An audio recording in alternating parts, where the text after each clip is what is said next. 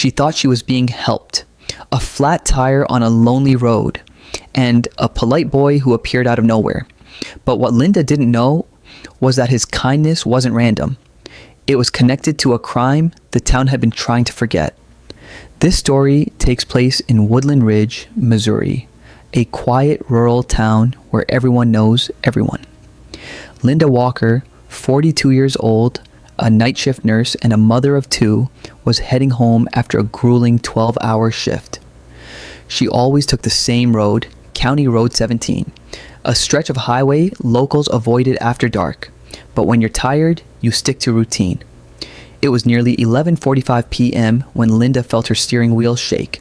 A loud pop. Then the unmistakable drag of a flat tire. She pulled over beside a patch of woods. No houses, no streetlights, no cell signal. It was the kind of place where the silence feels too heavy. Linda stepped out, already soaked by a light drizzle. She opened her trunk, muttering to herself, "Not tonight. Please, not tonight."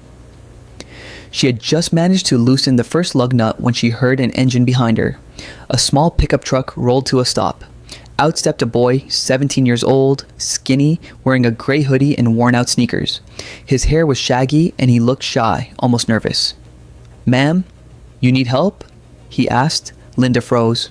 It was late, she was alone, but something about the boy felt sincere, too gentle for the hour. I have a flat. Don't worry," he said softly. "I can fix it." He introduced himself. "I'm Caleb." He worked fast, faster than she expected from someone his age. He barely spoke, except to ask where she kept the tools. His hands shook occasionally, but not from cold. It felt like anxiety. When he finished, he stepped back and said, "You shouldn't be out here alone, not on this road." Linda forced a smile. "Yeah, I'm learning that." Caleb nodded. Then he said something strange. "Just be careful. Some people don't stop here to help." Before she could ask what he meant, he got in his truck and drove away. The next morning, Linda drove her car to a mechanic to replace a temporary spare. That's when the story takes a turn.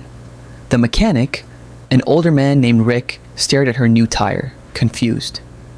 "Who changed this?" "A boy named Caleb," she replied. Rick's face went pale. "Caleb? Caleb? Who?" "I didn't catch a last name." Rick stepped back and shook his head slowly. "Ma'am, 3 nights ago, a boy was reported missing in this area, 17 years old. Name was Caleb Brooks." Linda felt her stomach drop. Rick continued, "The sheriff's department searched the woods near County Road 17 all week. That's where they found his truck yesterday morning." He paused. "But not him." Linda felt dizzy. Are you saying he's dead?" Rick hesitated. "They're not sure. All they know is Caleb was trying to help someone when he disappeared." Linda's heart raced. "What do you mean, help someone?" Rick lowered his voice. 2 months ago, a man pretending to help stranded drivers robbed them. One woman went missing. People think Caleb stumbled into something he shouldn't have." Everything inside Linda froze. She had been stranded at night in the same place, and a boy who'd gone missing trying to help others had helped her. Linda called the sheriff immediately. Within hours, deputies arrived at the exact spot she'd stopped the night before. They found fresh footprints in the mud, 2 sets. One matched a teenage boy's shoe size. The other, larger, heavier, leading into the woods. They followed the tracks. And 200 yards in, buried beneath leaves and branches, they found a shallow grave. Inside was the body of a teenage boy, Caleb Brooks. His hands were bruised, his knuckles scraped. He had fought hard. And the strangest part? Investigators realized he'd been alive the night before, but injured, and trying to get away from his attacker. He wasn't stopping to help Linda.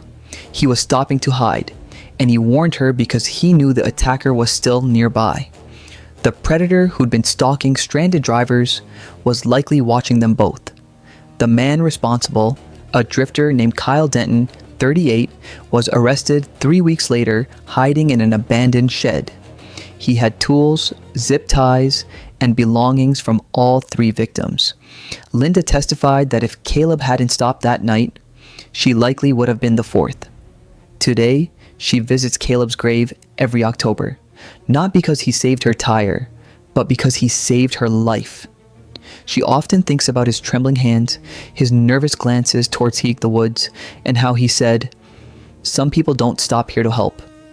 She now understands what he meant. In her own quiet way, she believes Caleb found the strength to help one last person, even while running for his life.